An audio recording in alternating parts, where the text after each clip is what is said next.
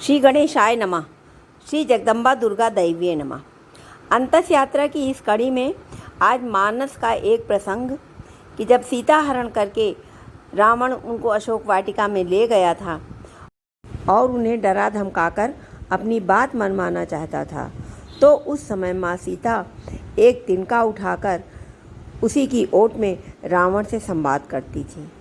तो उस तिनके का क्या प्रसंग है, उस तिनके का क्या मतलब है, आज यही प्रसंग मैं आपको बताना चाहती हूँ। रावण जब सीता जी का हरण करके लंका ले गया, तब माता सीता अशोक वाटिका में वट वृक्ष के नीचे बैठकर केवल प्रभु श्री राम का स्मरण और चिंतन करती रहती थी। रावण बार बार आकर उन्हें डराता धमकाता था, लेकिन वह कुछ नहीं बोलती थी। यहाँ तक कि रावण ने श्री राम के वेश में आकर माता सीता को भ्रमित करने की कोशिश की, लेकिन फिर भी सफल नहीं हुआ। थक हार कर जब रावण अपने शयन कक्ष में पहुँचा, तो मंदोदरी, जो यह सब पहले से जानती थी, बोली, आपने तो राम का वेश भी रखा था, फिर क्या हुआ? तो रावण बोला, जब मैं राम का रूप लेकर सीता के समक्ष गया तो सीता मुझे नज़र ही नहीं आ रही थी। रावण अपनी समस्त ताकत लगा चुका था, लेकिन जगत जननी माँ को आज तक कोई नहीं समझ सका। फिर रावण जैसा व्यक्ति कैसे समझ पाता? लेकिन लंकापति रावण भी कहाँ हार मानने वाला था। उसने फिर से माता सीता के करीब आने का प्रयास किया। वह सीता माँ से आकर बोला, मैं तुमसे सीधे सीधे संवाद करता हूँ, लेकिन तुम कैसी नारी हो कि मेरे आते ही घास का तिनका उठाकर उसे ही घूर घूर कर देखने लगती हो। क्या घास का तिनका तुम्हें श्री राम से भी ज़्यादा प्यारा है?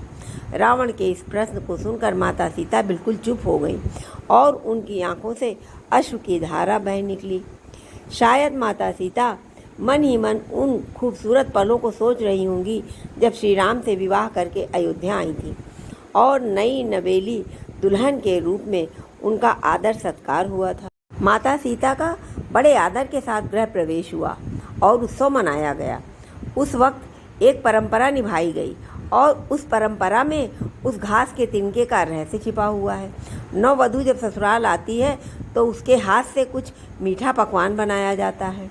इसलिए माँ सीता जी ने उस दिन अपने हाथों से घर पर खीर बनाई और समस्त परिवार, राजा दशरथ एवं तीनों रानियों सहित चारों भाइयों और ऋषि संत भी भोजन पर आमंत्रित थे।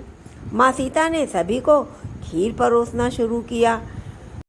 भोजन शुरू होने वाला ही था कि जोर से एक हवा का झोंका आया।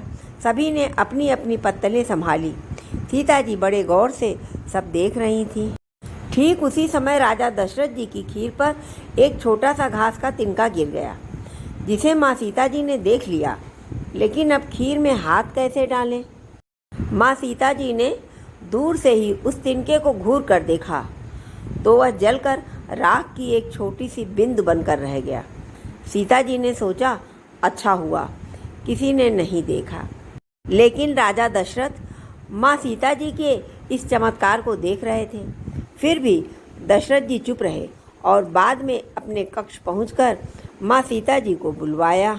फिर उन्होंने सीता जी से कहा कि मैंने आज भोजन के समय आपके चमत्कार को देख लिया था।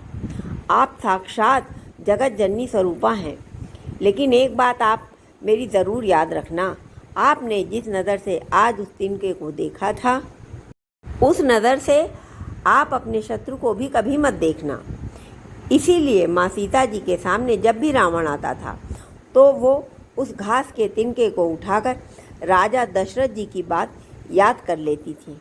इस प्रसंग का वर्णन करते हुए मानस में बाबा तुलसीदास जी ने कहा है, तृण धरियोट कहत वैदेही, सुमिरि अवधपति परम सनेही। यही है उस तिनके का रहस्य। एक कारण और भी हो सकता है इसका, वह यह कि माता सीता जी का प्राकट्य माँ धरती से हुआ था और तिनका भी माँ धरती की ही गोद से होता है। इस प्रकार दोनों में बहुत ही प्रगाढ़ संबंध था। माँ सीता चाहती तो रावण को उसी जगह पर राख कर सकती थी, लेकिन श्री राजा दशरथ जी को दिए हुए वचन एवं भगवान श्री राम को रावण वध का श्रेय दिलाने हेतु वो शांत रही। ऐसी विशाल हृदय थी हमारी माता। इससे हमें यह भी सीख मिलती है कि सशक्त होते हुए भी अपने पति या अपने बड़ों की मर्यादा का उल्लंघन नहीं करना चाहिए। हम सशक्त व स्वावलंबी बने, उच्छृंखल नहीं। जय श्री राम।